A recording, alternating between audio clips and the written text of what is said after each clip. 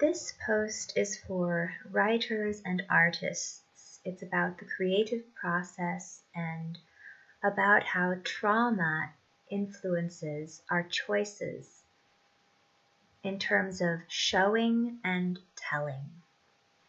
We've all probably heard in English classes the importance of showing in our narrative rather than just telling people what happened. And what better way to start off such an exploration than with a dramatic reading contrasting some showing and telling.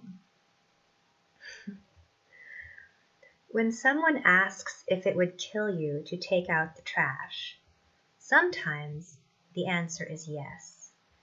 This was what led me to the meditation retreat. My partner for the retreat was named Amy Tingle, and she was tinglicious. She had a baby voice and impolite curves, and an embarrassingly rich family, the kind you don't talk about.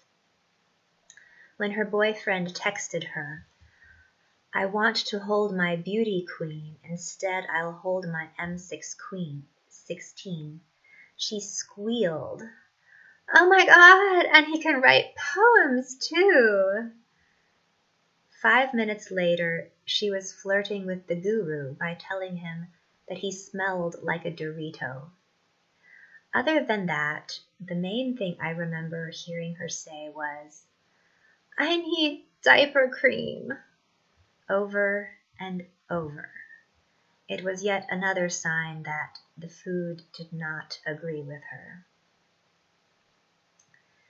When she was dragged away in handcuffs, crying and raving, "There is no death or birth, I am a nuclear bomb," I learned that meditation didn't agree with her either. So that's my example of text that does a lot of showing. And if I translate this into telling, it sounds more like this. I am going to a meditation retreat because I am depressed and my home is dirty. My meditation partner was wealthy, sexy, slutty, and spoke like a child. She had hemorrhoids, irritable bowel syndrome, and a boyfriend in military school. She completely flipped out. While I'm not sure which example comes across better, maybe the shorter one because my reading was not very good, and brevity is better when you're dealing with an untalented character actor. But I think on paper, it seems clear that the writing which shows is a bit more fun to read than the writing which tells. This is, of course, not a universal truth. I've known a lot of very postmodern people who are allergic to melodrama. In dance, theater, literature, and painting, show don't tell unfortunately often leads to melodrama. If you follow the postmodern school of thought, showing should primarily be used to illustrate subtleties, allowing the reader to imagine the drama beneath. If something can be told abstractly instead of shown, even if it is dramatic, then that is the right thing to do to avoid melodrama. I think a good example of this is Kurt Vonnegut's depiction of the bombing of Dresden. When something awful happens, he doesn't dramatize it. He writes, "So it goes." He focuses on the mundane moments between the drama and leaves the imagining to us. He describes riding in a wagon pulled by a frothing horse and the scolding he got from an older couple for riding when he could have walked. He didn't focus on the details of pulling corpses out of rubble or about the horrible types of goop or smell he encountered. Kurt Vonnegut and Chekhov seem to have a similar attitude towards showing and telling when it comes to the trauma of life. When Chekhov wrote, "Don't tell me the moon is shining, show me the glint of light on broken glass," I think he meant that the story is told in the empty spaces. The writer gives us the surrounding imagery and makes us work to make the appropriate associations and tell ourselves the story.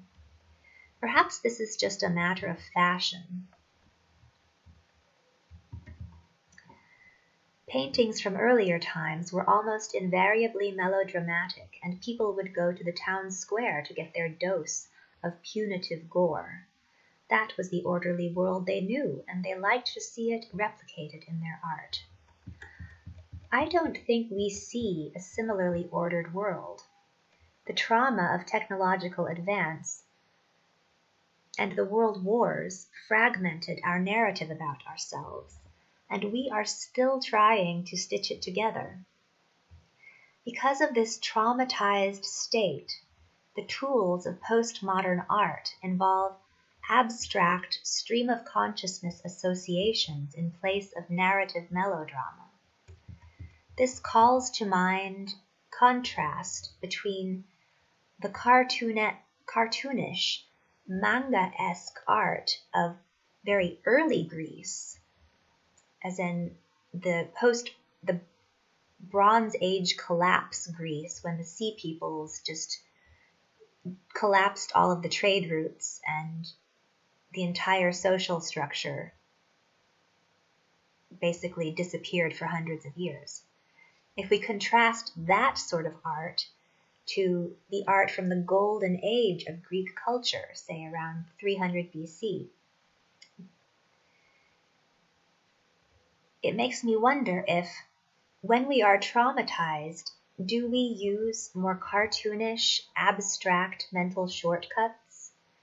Instead of taking in the whole, we filter out the shapes so that we can free up more of our minds to deal with the churning associations of the trauma. Of course, it isn't necessary that trauma pervades all aspects of life and art in a traumatized society. It may be that our romances are not traumatized. Then again, Instagram and Tinder may not have fully permeated romance literature yet. There are still people today who remember what romance was like before you could order it with a couple of clicks. I think the first signature of our present-day technological trauma manifested within late 1990s pornography. At the same time that the internet entered the mainstream, pornography took a hard turn towards some very hard stuff. Technology is so intrusive, and the kids watching it today think it is normal. We need to rebuild a healthy narrative, and maybe narrative melodrama or showing is the required tool. We need a powerful current of sincerity to wash away the aggressive irony of postmodernism, and I think that current will involve showing instead of telling, as people grow frustrated with all of the actionless, insincere, virtue-signaling jabber on the internet. And with that, I will conclude my jabber and answer my stupid phone.